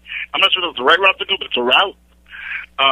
And also, from what I've heard, Dutch Mantel really believes that stuff, which makes it even kind of scary to give a racist platform like that. Tasha, is Dutch really racist? I think the Minuteman thing is racist. When somebody says faces that don't look like mine, I think. The only way that I know how to explain that is Southern born, Southern bred. Yeah, exactly. God, how can we say it without hurting too many feelings? I mean, we like to shoot on here, but you have to remember, Dutch Mantel, we know Dutch. Eddie knows Dutch. Tasha knows Dutch. I know Dutch because I don't know Dutch. But from what I heard, from when I was sitting with Rikishi, he said Dutch has been prone to some racist comments. And we all know that inside the WWE office, P.S. Michael Hayes has been known to. Oh, yeah. The Mark Henry deal. So we know it's there. So I just think it's scary when you put that kind of ammunition in stupid people's hands. And unfortunately, a lot of WWE fans aren't the brightest of bright. You know what I mean? And that whole thing starting in the South was even crazier. Because that gimmick would have been, the heat they got in the South was immense. Imagine that same routine in San Diego. Look, let's just say this really, really, really, really quick. Zeb Coulter, Dutch Mantel, all he's doing is he's doing a Tea Party conservative. This is the shit you hear when you put on Fox News. They just happen to put it on USA in a ring. Okay? He beans himself. He's being himself. Well, not only that, he's being an enormous amount of people. He's being an enormous amount of people, which is, you know, and now with this whole pod bust with Jack Swagger, I don't know where they're going to go with it. They don't really have any more lily white, you know, guys like that they could do that with. I mean, maybe Heath Slater could slide into that role. West Virginia. Wow. What about Big E? What if Big E was all of a sudden just like, you know what? I agree, and he'd be Herman Cain. He will find a way to ruin him when he opens his mouth. He's a terrible talker. Oh yeah, see, he doesn't need to talk. And once again, he talks worse than Swagger, which is saying a lot. Look, let me say this really quick. My brother Orion Bishop, I swear to God, you look at Jack Swagger, he looks exactly like Orion Bishop with the exact same singlet, with the long hair, with the fuzzy beard. Except he's about 3 inches taller than my brother and about 200 pounds lighter than my brother. Wow. But the thing is that I've always said this, and Eddie, you can pull up the files from Beyond Ringside. Give Jack Swagger a manager, and he can make you money. Oh, I said that from the first time he came out. I totally absolutely believe that. But like you said, what does it mean with this bust? Like I said earlier, I think they should go, hey, you know what? The founding fathers grew hemp. You know, this country was founded on hemp and tobacco. So we the people. Yeah. But the thing about WWE is they don't go for any logic. Yeah, absolutely. I agree, ma'am. But I do like what you just said, and that would actually make their case a lot stronger if they did stand up and say, this is the kind of stuff we're talking about. I can't even do this on my own time. You know, we the people. Unfortunately, every time Jack puts stuff in the ring now, we the people is going to be the chant. And Vince cannot deal with that. It was trending today. I was like, really, what's going on? That is great. You know? I feel so, I don't feel bad for him. I just feel bad that somebody didn't clue him in. As I said earlier, it's like, hey man, you know, you don't carry more than you can eat, dumbass. And it's just the Rob Van Dam. It's the whole Rob Van Dam situation. He said Rob Van Dam and Sabu got caught with like a pound. Yeah, in their trunk in Cleveland. Like, why are these guys doing it in some places where you know you're going to go to prison? Like, do it in California where it's a ticket and you go home. You know? Don't do it in Mississippi. Don't do it in Ohio where they're going to put you in prison. Like, unless you're Willie Nelson. Oh, man. I love Willie. If you're Willie Nelson, all you have to do is sing for the judge and you're okay. Or Toby Keith. You're okay, exactly. Or who? Toby Keith. Oh, he's a stoner. Okay. He's never gonna smoke weed with Willie again. Amen. Thank you. Really? That's my 2 cents. I don't know. I don't know. Toby Keith is like, you know, what is like? Freedom cost $1.05 or something like that. What was it? Oh my gosh! I don't know. I've never heard. Wait, freedom cost $1.05. Is that a song? I have no idea. Should I look that up? I guess so. Sees. I don't know. But anyways, back to the original story, sir. I do apologize. How do you feel about managers being prevalent now, like Ricardo being a real babyface manager, slapping the mat, getting the fans behind him? You said something when we were off air that I want you to say on air. How do you feel about Ricardo in contrast or in relation to ADR? I think right now Ricardo is 90% of why ADR is over. Yep. I think ADR is he's really lucky that they found somebody talented who can make great facials, who can do the physical stuff that he can do. Because honestly, people have a lot of love for Ricardo. Like watching Ricardo's Twitter and watching his Facebook and watching people send him art, watching him grow as a character, you never would have thought that would have happened. And honestly, when they made the flip, when he got his beat down from the Big Show, people were. I mean, if they would have done the old school WWF thing and put him in the hospital, that fool would have gotten cards. People would have sent him get well cards. You know how they I forget who they did that for. They were like, you can simply get well cards to this guy, and everybody sent him cards. People would be sending cards to Ricardo right now if he was in the hospital. You know, and ADR is blessed that they gave him that guy. You know, and because as good as ADR is, and he's good, and make no mistake about it, I love Lucha. I know his history. They weren't connecting with him. You know what I mean? But they were connecting with Ricardo. You know. So he got lucky. And as far as having the managers, man, it's an awesome thing because that's part of, like we just said with Jack. There are guys who I think, I can list off about 5 or 6 guys who, if they had managers, would still be working for the WWE. Shelton Benjamin being one of them. You know what I mean? And like, Who else got? Who else? The Blueprint, Matt Morgan. Matt Morgan could have had a manager if he's been great. They kind of screwed him though because they gave him the stuttering gimmick, and that was dumb. Oh. Yeah, I you know. know about that, didn't you? The Has stuttering. anybody ever noticed most of the really super big guys that you need to make money with suck at talking and need a manager? Yeah. Yeah, I Andre. do notice. Andre. Look at Sid. Look at Danny. They all suck. Yeah. Look at Kane. Yeah. I think the worst thing they ever did was take the mask off Kane. I'm just saying. Oh, yeah, I totally agree. To me, Kane if they're is going to do managers, they got to do stables.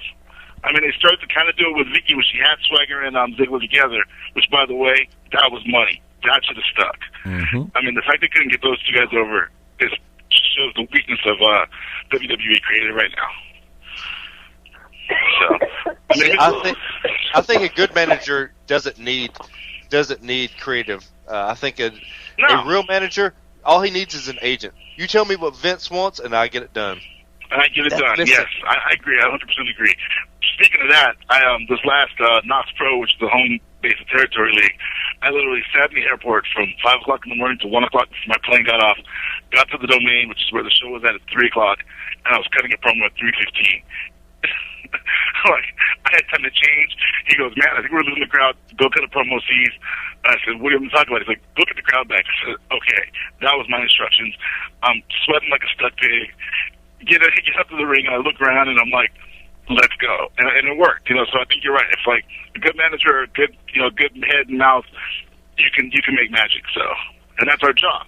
That's what we put ourselves up for. I know I'm not doing any crazy spots. I need to come in completely mentally focused, and I need to attack the mic when I get on like an MC. I treat it like rapping. Yep, you're exactly right. But I mean, not to break kayfabe or anything. I mean, but that also is a testament to promoters like Rikishi and to promoters like even Dan Sawyer. I mean, there's guys out there. Tasha gets to do that. When you have trust in somebody, that you can be like, hey, we need you to burn some time, or hey, we're losing the crowd, go out there. That's a testament to promoters having that faith in us to go out there and do that. But anyways, C's, how can everyone get in touch with you, sir, and what do you have upcoming? We have territories in the works, man. There's a lot of stuff going on in Territory League that I can't get into because of confidentialities, but yes, sir. It's going to be huge. Hey, I got to say one thing. Tasha, are you there? Uh-huh. Dude, I watched you and this girl sitting in chairs, smacking the shit out of each other, like 5 times. I watched that. Dude, that was an awesome clip of video. That was awesome. I completely become a fan. But next time I talk to you, I'm going to know all your stuff. I'm going to totally mark out for you. I think you're an awesome female wrestler, and I wish you were on the West Coast more. Thank you. And believe me, myself and the guys that I work as an agent for would love to come to the West Coast. Not sure how they would react to our Southern style of wrestling, though. Oh, my God. I absolutely adore it. I think you guys are a great show. The NWA show you guys put on, it was a great, the production was really well done. The camera guys did a really good job. And you and that girl, what was her name? Christy, is that her name? Christy, now which one are you talking about? It was when you lost your belt. The match when you just lost your belt. You're talking about Casey Carlisle. You're talking about when we did the bar chairs. Yes, that was bananas. That was bananas, and I really enjoyed it. Okay, true story, and I don't break kayfabe very often. Wicked can tell you this, Eddie can tell you this, but I just have a real hate that geek set in for that. Let me explain why we had to do it that way. You can't tell from that clip that people hate my guts. And when I say people hate my guts, I have had fans waiting out behind the building with guns for me. Hate my guts. Wow. I was told that she had to get over as more of a heel than I did. That girl is nothing against her, but it is a weakness in professional wrestling. She is probably one of the nicest people that I've ever met in my life. She's just a sweet girl. She doesn't have any backbone. Well, if you don't have a backbone, you can't be a heel. Sorry. True. It's just not happening. So I had to do something to get her over. Wicked says there's no such thing as a tweener. I actually went out and told the people, true story, that I didn't like them, but nobody else could insult them. They were my people to insult. Exactly. No, that promo was freaking money. It was sweet. Thank you. Thank you. We were all rolling because these people were just sucking it in. I mean, it was really great. It just worked out. The fans helped it work out the way it needed to. That was the really wonderful thing about it. I watched it, and I was like, I had to watch it twice. It was freaking awesome, man. But Caesar, how can everyone get in touch with you, Caesar? Twitter, man. I'm at Caesar Black. I always have my little Blu-ray card. I always have my fire-breathing Twitter machine on me, so you can always reach me at Twitter. I love new people. I love confrontation, if you can't tell. And I'm also at Knox Pro and at Territory League, and that's it. That's the best way to get a hold of me. I really appreciate you guys' time. Ladies and gentlemen, the one and only Caesar Black. Caesar, the door is always open. We're about to take our last break of the evening. When we come back, ladies and gentlemen, the one and only Mad Dog Dan Sawyer from GCW Pro Wrestling will be on. Caesar, you got something to say, sir, before we go to break? Vince McMahon does not like black people. With that being said, we're taking our last break of the evening. The To Be Determined show right here on the Beyond Ringside Radio Network. Face. I've been everywhere by trying to replace everything that I broke till my feet went numb. Praying like a fool that's been on the run. This is Ryan Tedder from One Republic. The beat of our new song, Feel Again, was created with heartbeats of children in need. Find out how it can help frontline health workers save millions of children at everybeatmatters.org. Brought to you by Save the Children and the Ad Council.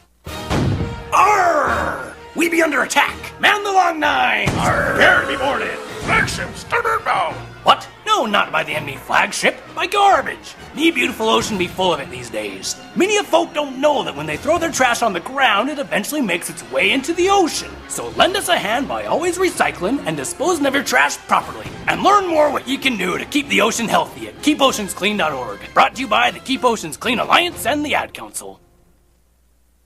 What's your favorite color? Tell us, please. Kids will spend 20 minutes listening to songs like this. What's your favorite color? What's your... How about 2 minutes to brush their teeth? Brushing for 2 minutes now can save your child from severe tooth pain later. For fun 2-minute videos to watch while brushing, visit 2min2x.org. 2 minutes twice a day. They have the time. A message from the Partnership for Healthy Mouths, Healthy Lives and the Ad Council. Me, a cat, moving in with a new human. It took a little getting used to. She has these weird games she likes to play, like this giant feather. She sticks it in my face. I swat it away. She sticks it in my face. I swat it away. It's almost like she thinks I enjoy it. But seeing how much fun she gets out of it, well, I guess it makes it all worth it. Humans. A person is the best thing to happen to a shelter pet. Be that person. Adopt. Brought to you by the Ad Council and the ShelterPetProject.org. Hi, this is Ozzy Osbourne. For many years, you know I've had a drink problem and I'm trying to battle that problem every single day. But one thing I don't drive my car when I'm drinking. I get someone to drive me. Do not drink and drive. It's the stupidest thing. If you drink, just don't drive. Not only are you going to hurt yourself, you may hurt some other person, and you wouldn't want that on your conscience, would you? A public service announcement brought to you by the U.S. Department of Transportation, RAD, the National Association of Broadcasters, and the Ad Council.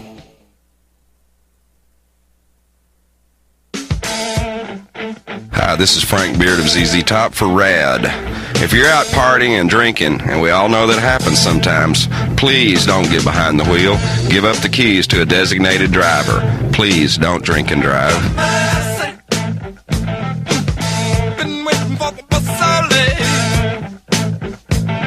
A public service message brought to you by the U.S. Department of Transportation, RAD, the National Association of Broadcasters, and the Ad Council.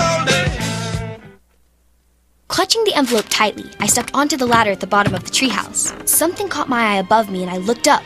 Light! It looked as if there were a firework display going on inside the treehouse. Crackling and snapping and whizzing sounds spun around above my head. Light shot out in sparks, dancing to the popping of noise. And then I looked up and saw To find out what happens next, read Philippa Fisher's Fairy Godsister by Liz Kessler. Explore new worlds and check out more cool books at your local library. And visit read.gov, brought to you by the Library of Congress and the Ad Council. During the holiday season, why not take a moment and give yourself a holiday gift? We have a suggestion. Give yourself the gift of your own Social Security statement. The online statement is simple, easy to use, and provides estimates to help plan for retirement, as well as estimates for disability and survivor's benefits. It allows you to verify that your earnings are correct in your Social Security records, which can make a difference in your benefits. Get your statement at www.socialsecurity.gov/mystatement. While cutting molding with a 12-inch dual compound miter saw, while holding a newborn baby in your arms, when face-to-face with a congregation of alligators, with the ball in your hands and the entire freaking season on the line. There are a million places you'd never...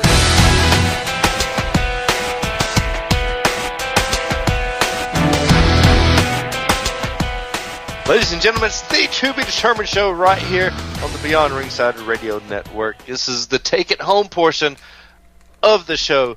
Thank you so much to Jason Nesmith for coming on. Thank you so much for Caesar Black. Hey, Corey Smarkrage, thank you as always, the Smarkrage. Tasha had to bail. She's on her way to the gym. As always, you guys know, loyal listeners of the show, you can't fault the woman for staying in great shape. So, Tasha, thank you. And Tasha knows best. We'll be back next week, as well as, drumroll please, we have a special guest next week, and we'll make you wait on that. But right now, GCW, the man behind GCW and the JYD Memorial Tag Team Tournament, the most prestigious tag team tournament in all the Southeast, Mad Dog Dan Sawyer. Dan, how you doing tonight, sir? I'm awesome, man. I'm just getting excited about this Saturday at Pell City. Phone's been ringing off the hook. Tons of tickets going out there, but there's still plenty left. Come on. Come one, come all to the 2013 JYD tournament. So it's going to be an interesting night, my friend. And, your boys are in there, and I know you're 100% on that. And, Mad Dog and O'Hagan are ready. And, it's all business. We understand that. We won't take it personal. But it's going to be a great night because not only is the trophy and the plaques and all that in place for the winner of this tournament, but the GCW Tag Team Championship is also out there. Oh, I see sweetening the pot. But no, it's always that way. It's always that way. If the commissioner is still in the earshot there, Yellow, he can give you the thumb up there. Yepers. So, yeah. It goes with it, so that's we'll fantastic. see what happens. Yeah, and I know that you guys are fired up. Great intimidating team, not taking nothing away from you. Spiral, Micah Taylor, can't take nothing away from that underground faction. I know that Eddie may have told you, but Jake Cole and Shane Fox will be facing Micah Taylor and Spiral because Scotty Blaze is going to Michigan for the TNA gut check. He got accepted, so he's taking a step up to Michigan and seeing what he's got going. So best of luck to him in that. But his spots. I know that everybody's probably not happy about that, saying it's not right or whatever. But they did advance, so we'll see what happens. Whose idea was it to add Jake Cole to this? Did Shane Fox get to pick this? Did you pick this? I didn't pick this, man. I didn't pick this. Did Eddie do this? No, Scotty Blaze. When he said he was going to the TNA deal, he threw Jake Cole's name in the hat because he got knocked out and not able to be there. And then you guys did the handicap with O'Hagan, and you defeated him. And I know you're like, this is dirty politics somewhere along the way, but the vote was cast, and here we are. It's just, here it is Wednesday, and it's Saturday is the event, and I'm just now being told that Jake Cole is replacing Scotty Blaze, Scott Fantastic, whatever. Wait. Wicked, I got to go one better than that. You're not the one who was awake at 8 o'clock this morning after 3 hours sleep in a teleconference with Sawyer and the rest of the board of directors, okay? Yeah, but you didn't tell me. That's what I'm saying. I haven't had a chance to. I literally have to get off the phone and call Damon and Chris and be like, guys, you're not going to believe this. Charge subject to change. That's what the one guy kept saying today. Asterisk. Mm-hmm. You know. You just call me an ass? Asterisk. Well, I hope Scott Fantastic loves his $250 T-shirt he's receiving. That's the joke we have here. The TNA Gut Check, we call it a $250 T-shirt. I was let in on the joke finally, so. Well, I hope he comes back with more than a T-shirt because, you know, it's good for everyone if people make it to the next level. So, you know, he will make it. You know, I think he'll make a great T-shirt. Because let's talk. Well, let's break it down really quick. Because last week we kind of broke down the teams. Now with Scotty being gone, and Scotty brings that experience. Shane Fox took time away. He has been in the business some time, but quite like Joey Lightning, he took quite a bit of time away. With Jake Cole, who is very green in this business, do you think that this helps or hinders cable access Shane Fox? I'm sorry, Showtime Shane Fox.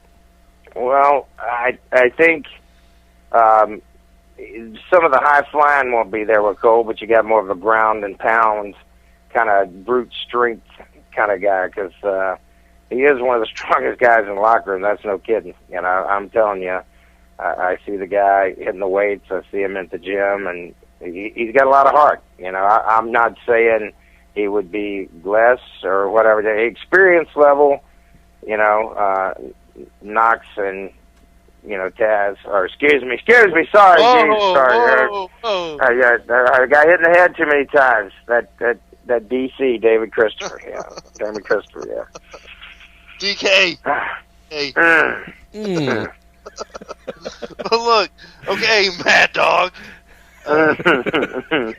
Actually, if I could interject for one hot second, the transplantation of Jake Cole, there's your word for the day. There you go. Into the position where Scotty Blaze was in the tag team combination with Showtime Shane Fox. Granted, you're losing some experience, but I will agree 100%. You've got an offset for Micah Taylor. Micah Taylor's not necessarily the high flyer. Jake Cole's not necessarily a high flyer, but he's not afraid to go to the top rope. Jake Cole also took the champ, Micah Taylor, to a nice little stretch a while back, one-on-one in a GCW ring. Now, Spiral versus Shane Fox, that is going to be an air attack all the way across the board. So if you take the enthusiasm and the willingness to learn and what he has already learned in pro wrestling in Jake Cole, team him up with Shane Fox, who does have a little bit more experience in tag team wrestling, flashback, ZWO, I think that they're going to give a tremendous account of themselves against Micah and Spiral. And if Micah and Spiral are not careful, if they get the least bit overconfident, Jake Cole and Shane Fox could pull the upset. I don't think Micah overlooks anybody with such short notice. I mean, here I am, you know, thinking, I have the lineup in front of me, and I'm having to X stuff out. Thank you. I like to be prepared. As much as I like to be prepared, you know Micah right now is dissecting every Jake Cole match he can. And he's been in the ring with Cole. Just in case we face them. Now, also, there's another bombshell that I have to drop on you that Dan hasn't told you about yet. In your second round match, there has been a substitution also. The Unlucky Charms will not be taking on the combination of High Definition. They'll be taking on the combination of Jeremy Foster and Cody O'Connor. You goober. You had my attention there for a minute. I was like, oh my God. I know. I was like, wait a minute. What is he talking? You are an idiot. No, I'm an ass. There's a difference. Lord have mercy. But but Dan, Mr. Sawyer, you and O'Hagan are such great Irishmen yourselves. Much respect to O'Hagan. O'Hagan stepped up and did what a lot of people would never do. He walked into the mouth of the beast against the Unlucky Charms 2-on-1 He didn't wait on anybody to come out the back to help him. He didn't ask for help. He went straight to us as a man. With that being said, he got smashed. He got wiped all over Palmerdale. With his loss against Micah Taylor, with his loss and losing the most prestigious title you guys have, with this being the most prestigious tag team event in all of the Southeast, sir, do you think that, I don't think we're really break anything, what do you think he has left in any capacity for this event, sir? I've seen him since the loss of the belt. He had some down moments. I mean, that's part of, losing the belt, but he has prepared himself for this tournament. And also he's prepared himself by watching that match and trying to figure you guys out. It's going to be an honor to get to touch these guys. And as many cards as I've been on with Damon Taz over the years, we have never locked horns. I've never had a chance to wrestle Mr. Knox. So, and I've never had to compete against you across the ring, managing someone. Because, so it's going to be good. Well, Dan, that's what happens when you never let me manage Ron Bishop. Because No, come on now. That's not the case. Personal foul. Hey, you shut up. I'm messing with Dan. But let me just say this. Let me say this really quick. It will be an honor to face you. Damon knows it. But this isn't Damon Taz. Damon Taz is dead. Damon Taz was long gone and buried.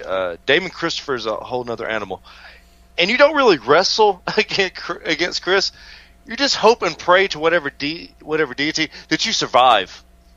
Have you seen the man? He took an Atlanta phone book, and this is a complete shoot, and ripped it in half in the middle of the ring. Ripped it in half. I've never seen anything like it. I saw Big Dick Dudley on the old ECW pay-per-views. In all honesty.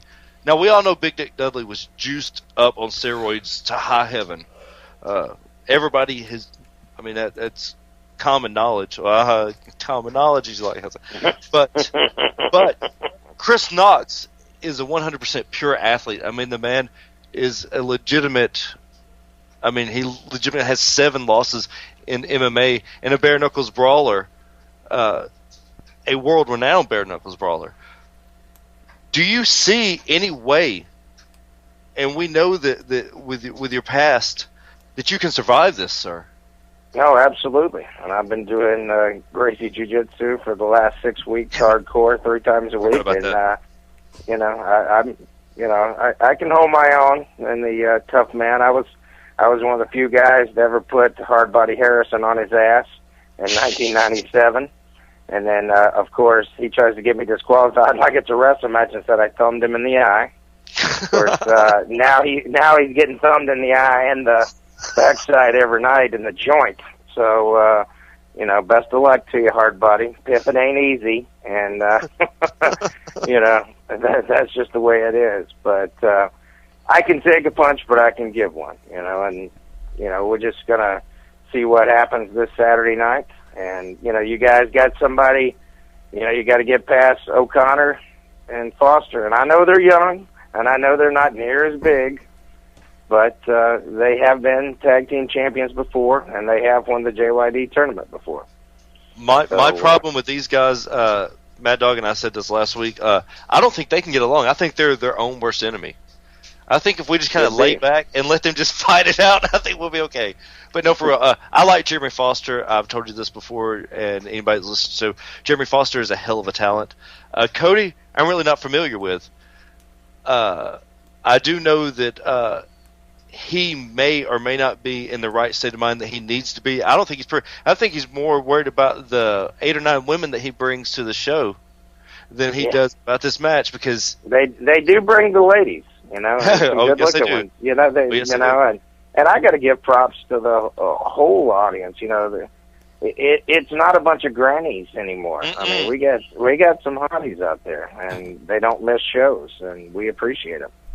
So hats off to you ladies listening. And I know that if Kaz is listening, he's like, hey, they're coming to see me. He put the C in GCW, you know. Global Kaz Wrestling. Oh, no, I'm sorry about that. That's someone else. Oh, Lord have mercy. I was trying to get O'Hagan to come on with us, and Brother Man's out on a date, I think. So, you know, yeah. Nah, I don't know exactly what he's doing. I know he was training earlier today, and we're training tomorrow night. So that's doing the jits, and we'll see what happens, man. You know, hey, may the best team win. That's all I can say. You know, hey, and I had to knock the rust off. I admitted it to Eddie on Sunday.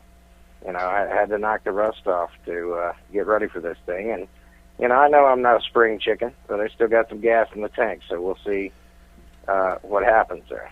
And before you laugh about that, it's not the Taco Bell or pork and beans or something I ate, so it's legit fire. So we'll see what happens. And, you know, I know there's a lot of things to consider. You know, Micah and Spiral and Fox and Cole, you know. But it's a great night. You know, we got Sojo Bolt to join us. She's taking on Tracy Taylor, good ladies match. And Johnny Swinger's taking on Joey Lightning, which you already spoke of Mr. Lightning earlier. So, you know, come on down, check it out. It's going to be a fantastic night. There is no one else going to put on 7 matches, 8 matches on a card, and not, you know, we're not one of those groups that has 4 matches and guys have to come back in a 6-man and they take 2 30-minute intermissions. You're getting 2.5, 3 hours worth of wrestling every time you come to a GCW show.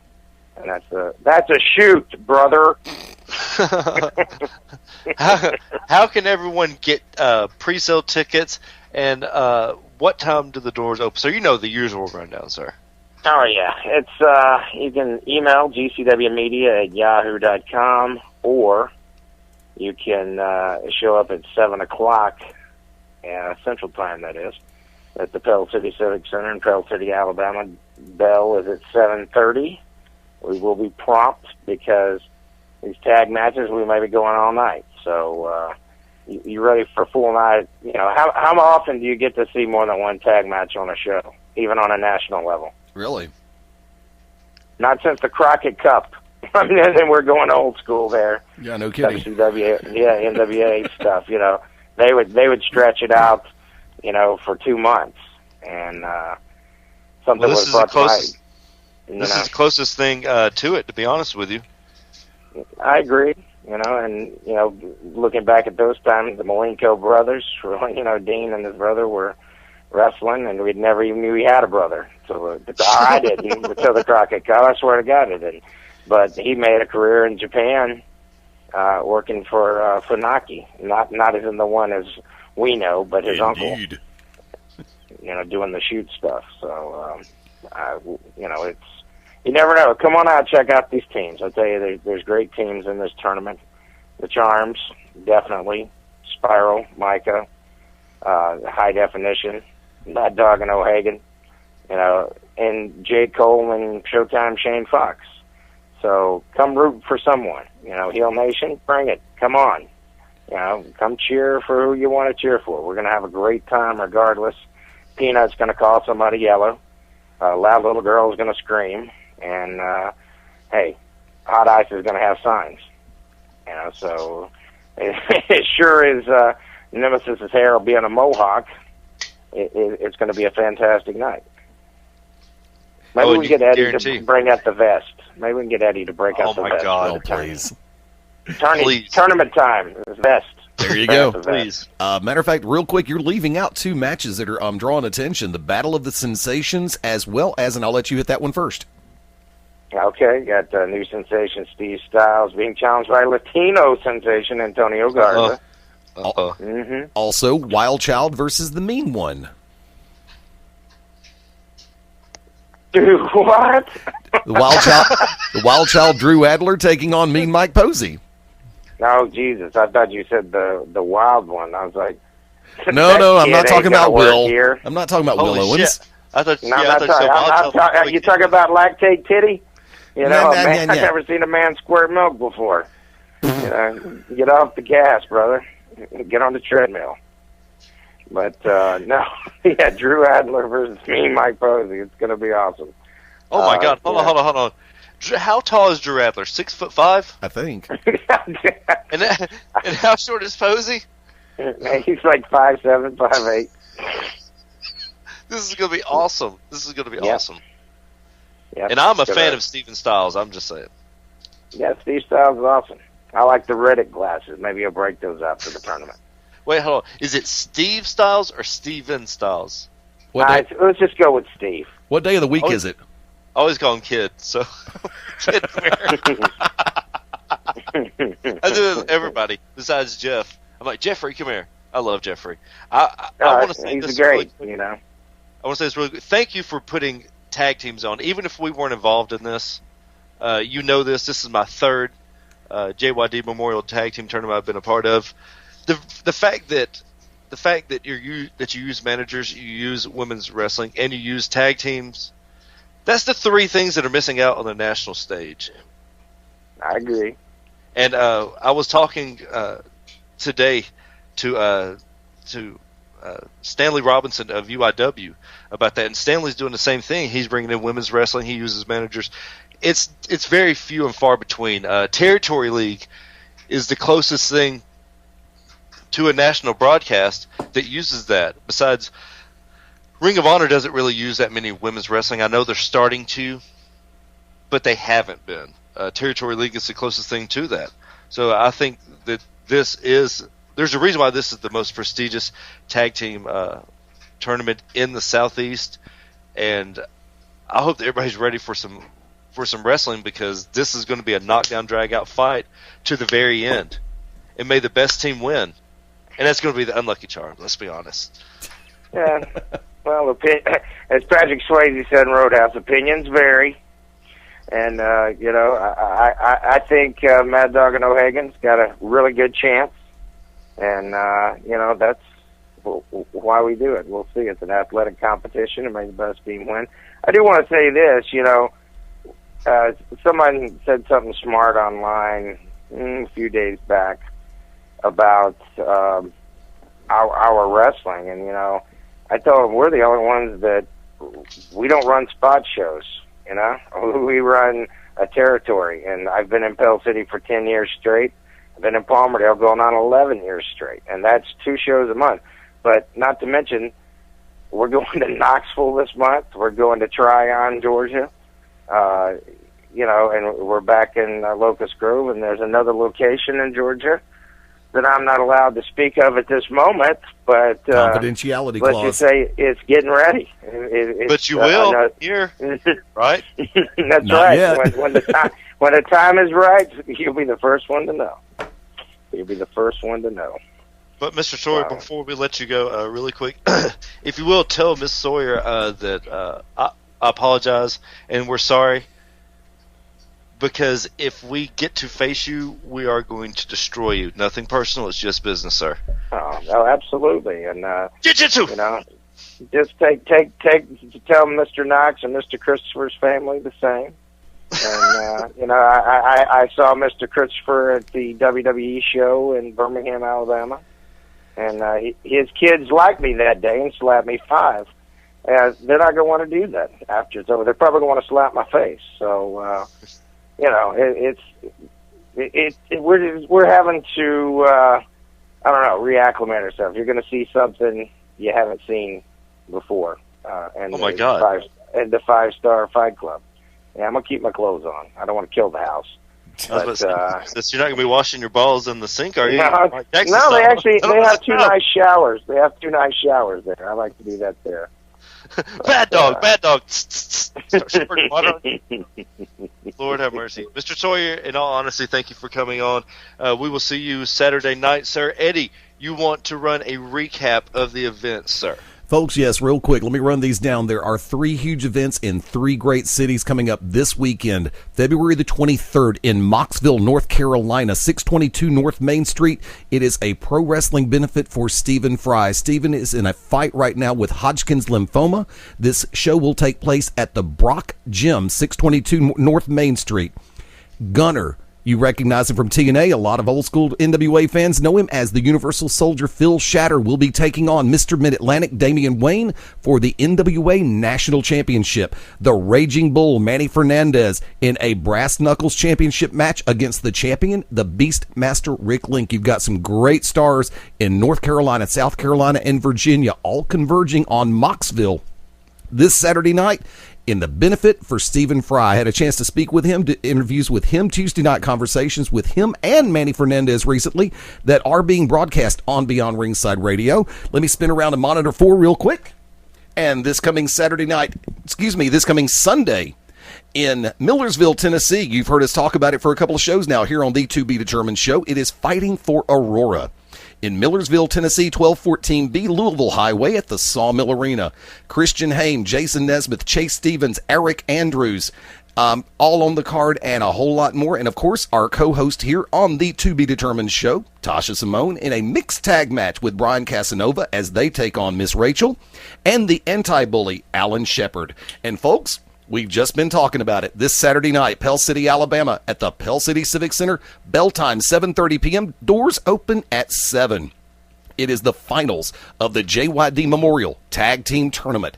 This is a great annual event for our friends in Central Alabama, Eastern Georgia. Do not miss this. The Unlucky Charms, High Definition, Jake Cole and Shane Fox, Micah Taylor and Spiral, the 5-Star Fight Club, Mad Dog Dan Sawyer and Mr. O'Hagan, singles matches with Steve Styles, Antonio Garza, ladies challenge match, the Island Girl Tracy Taylor taking on Sojo Bolt, and that much more. This Saturday night in Pell City, Alabama. Don't miss it. Global Championship Wrestling.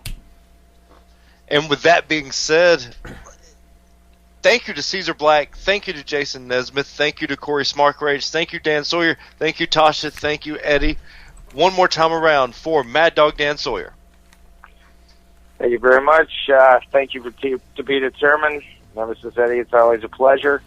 Dog's off a leash, dog's going to bite, and the dog's in the ring, the dog's going to fight. And that's this Saturday night in Pell City, Alabama at the Civic Center, JYD 2013.